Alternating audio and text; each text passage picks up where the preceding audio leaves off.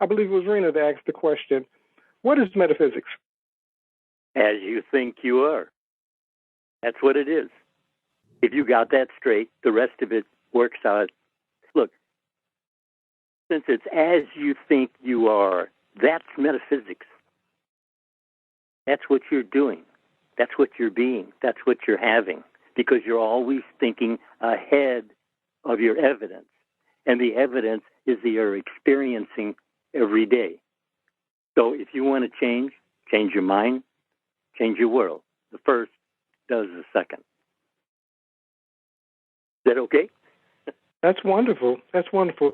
Now, I know with one person, one of the things, business was booming up until about 2018. And now she and her husband are looking at some different businesses, but there's a challenge because they haven't found themselves in agreement. What would you say to her about getting into a spirit of agreement with her and her husband concerning business? Well, that's actually really between them. I wouldn't want to even suggest what they should do because this is a psychological drama. As within, so without. So if you're having a problem on the without, that means you are thinking erratically within. And it's as within, so without. Not what you're saying on the without, but what you're saying to yourself on the within. That's going to be your experiencing. And if that's not what you're looking for, then you have to change that, wouldn't you say? I would say, and I want to add, because I saw one of the things, be mindful of the energy that you take into decision-making. If upset is the energy that you're taking into the decision process, the only thing you're going to produce in that is more upset. So make sure that whatever you guys come to an agreement with, that you do it in peace and tranquility, would you say? Yes. The thing of it is that what are you looking for? I mean, each of you should ask themselves, what is it that you're looking for? And then focus on that being so now. Yes, we're all actors and we're all pretending, and our pretending comes out as our experiencing, because there's no such thing as fiction. Every word is taken in culmination to make up your life. So if you'll just listen to your own inner conversations, you'll know where you're going, why you're going, and what's going to happen when you get there. So that's that thinking ahead of your evidence. And you're doing that constantly. You're on all the time. There's no time when you're off. You're on you're praying ceaselessly. That's what Scripture tells us. Meaning that you're making your world. We're told they themselves are makers of themselves. Don't be looking at somebody else's agreement or disagreement. What are you thinking? That's your world of experiencing. Wouldn't you say? I would, and I'm glad that you said that. You said don't focus on what it is that they're thinking, what they're doing, but what is it that you're giving your attention to? So whether it be look at your business from the end. Decide on what it is, first of all, what type of business you want to have. You're choosing that. Nobody can choose that for you. Once you decide upon that, their focus should be to focus on the end in mind. Would you agree? Yes. You said it. It's your focus. What are you focused on? Just what are you feeling when you're focusing on something? Is it lovely and a good report? And if not, why not? You're given choose. What are you choosing to think about? Because that's your world of experiencing. And if you want to change it, then you got to change what you're thinking feelingly about. It's really that simple. And if you keep it that simple, and if you'll do so, practice constantly checking up on what you're saying to yourself. And even if you're saying it that it's supposed to be to somebody else, but they're not there yet. But the thing of it is that you saying it is all that matters in the experiencing of it. What you're saying, you will experience. So I would be careful what I'm saying, wouldn't you? I would. And I like that you often say, because this goes back to your point, your say is a valid say. Could you touch on that? Because I know a lot of times people hear that, but they're not clear on what that means. In other words, as you think you are. That's it. And your say is a valid say. And whatever you're saying, that's what you're going to be experiencing. That's exactly what I was looking for. You said, whatever you say, that's what you'll be experiencing. So when he says your say is a valid say, whatever it's that you're saying, good, bad, or indifferent, that's going to be what you're going to be experiencing. Would you agree? That's it. And if you really sit down and really mull that over for a while, you're going to find out that you've been in charge all along. You have been saying your say all along. And if you can look at what you're experiencing and then look back at what you had said all within yourself, you'll find the connection. And once you find that connection, you're going to change what you're saying very rapidly. I mean, to positive thinking. And I've heard that for years and years and years, positive thinking. Why would that not be acceptable? Thinking positive. If what you're saying you're going to be experiencing, why not make it positive, wouldn't you say? I would. You know what? And it's funny that you bring that up about positive thinking. So many people have a problem with positive thinking. But my question is, what is the alternative? Well, the alternative is thinking negatively. You're told to think only on things that are lovely and of good report. So if you do that for a while, you'll see the difference. And once you see the difference, well, you'll never go back to thinking the negative. Oh, it'll pop up here and there, but you can deny it. You can turn from it quickly. But I know how it is. You know, you can easily get into the habit of thinking negatively.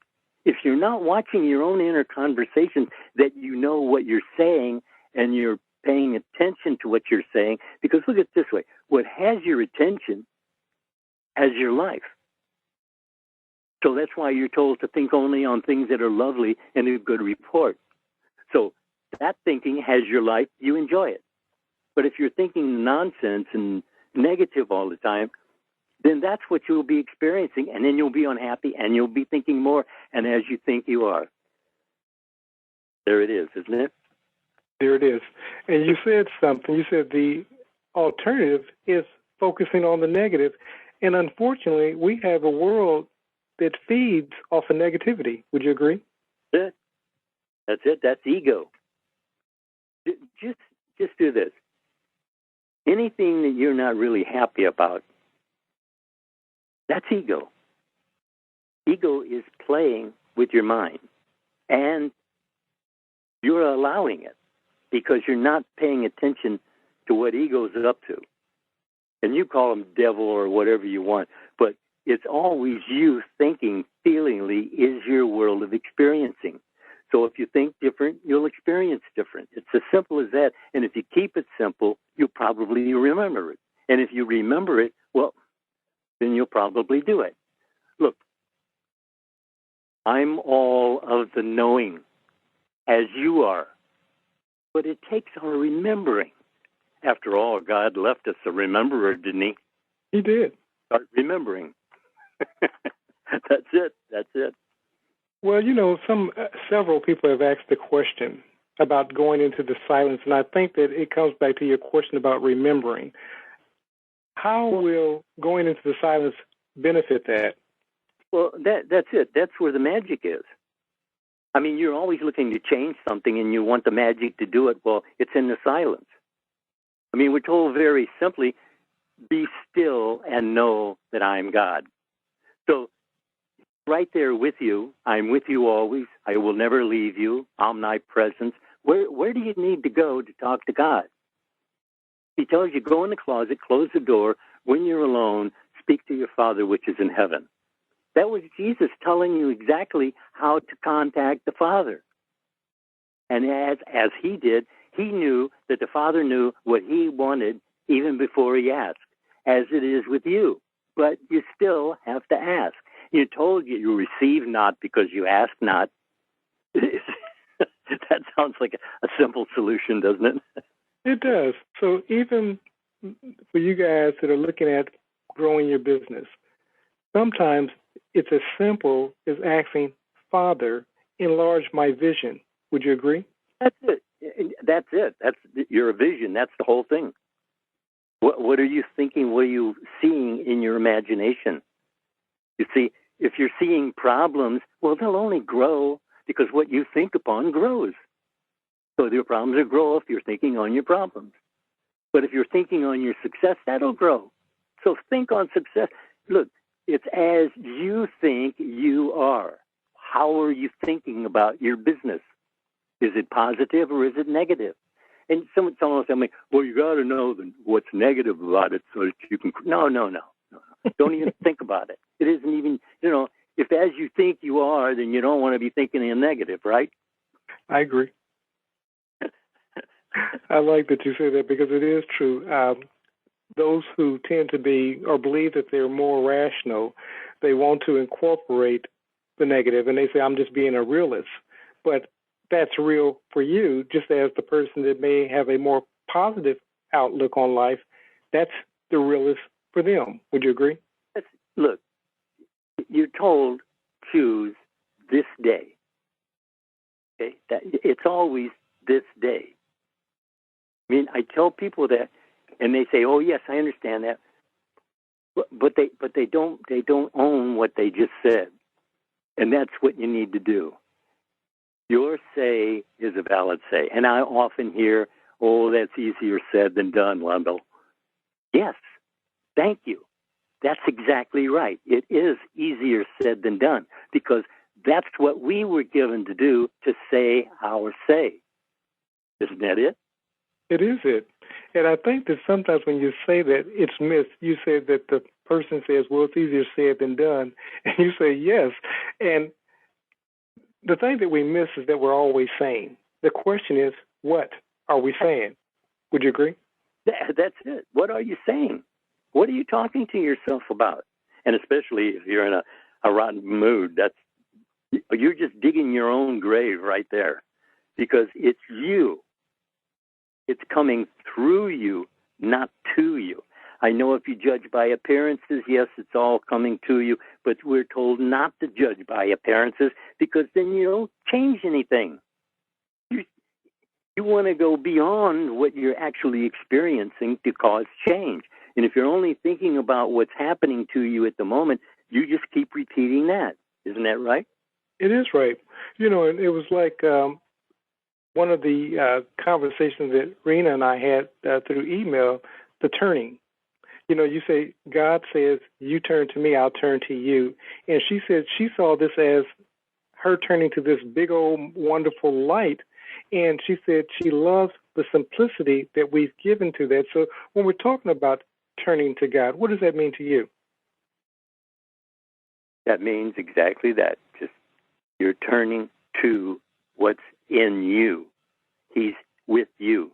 Jesus told you very plainly, I and my Father are one, even as you and I are one. I'm right with you.